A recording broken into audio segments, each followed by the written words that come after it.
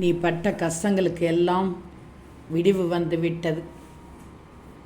உன் மனக்கதவை சந்தோஷமாக திறந்து வை. ஏன் தெரியுமா? நீ நீண்ட நாட்கள் அழுது புலம்பினாயே. எப்படி? சாயப்பா, இந்த பிரச்சனையில் துன்பங்களிலிருந்து எப்போது என்னை விடுவிக்கப் போகிறீர்கள்? எப்போது என் வாழ்க்கை சந்தோஷமாக இருக்கும் என்று அழுது புலம்பி ஏங்கினாய், தவித்தாய் அல்லவா? என் தங்கமே, இதற்கு ஒரு முடிவு காலம் வந்துவிட்டது. எல்லா கஷ்டங்களையும் கடந்து நல்ல நிலைமைக்கு வரப்போகிறாய். அதற்கான நேரம் வந்துவிட்டது. கலங்காதி, போதும். உன் சாய் அதற்கான முயற்சியில் ஈடுபட தொடங்கிவிட்டேன். காரணமில்லாமல் என் வாயிலிருந்து வார்த்தைகள் உதிராது தங்கமே. நடந்தால் மட்டுமே உனக்கு என் மீது நம்பிக்கை வரும். நிறைவேற்றாவிட்டால் உன் அப்பாவை எப்படி நினைக்கணும்னு தெரியுமா? சொல்கிறேன், கேட்டுக்கோ. எப்போது அவர் எதை செய்தாலும் நன்மைக்குத்தான் செய்வார் என்று நீ புரியணும். நம்பிக்கை மேலோங்கணும். அப்படியென்றால் உன்னை அறியாமலேயே எனக்குள் நீ குடிபுகுந்து விடுவாய்.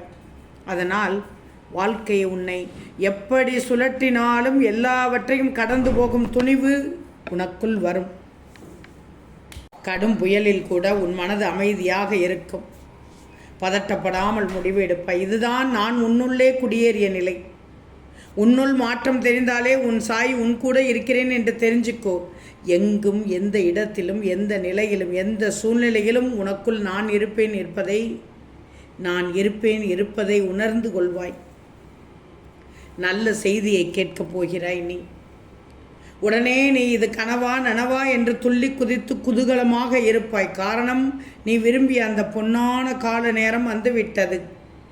நீ எங்கே போனாலும் உன்னை பாதுகாக்க உன்னோடு நான் வருகிறேன். நீ நினைத்தது அனைத்தும் நடக்கப் போகிறது. உன்னை ஆச்சரியத்தில் திளைக்கச் செய்யப் போகிறேன். தங்கமே, உன் நம்பிக்கையில் மட்டும்தான் உள்ளது. நன்மை தரும் கோரிக்கைகளை உன் சாய் நிறைவேற்றுவேன். உன்னுள் கவலை இருந்தாலும் நீ அதை வெளிக்காட்டி கொள்ளாமல் உதடுகளில் புன்னகையோடு இருக்கிறாய். அது தரும் நம்பிக்கையை வேறு எதுவும் தராது என நினைக்கிறாய். உன்னை சுற்றி இருப்பவர்களை மகிழ்ச்சியாக வைத்திருக்கிறாய்.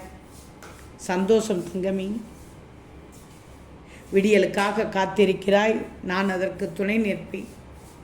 ஓம் சாய்ராம்.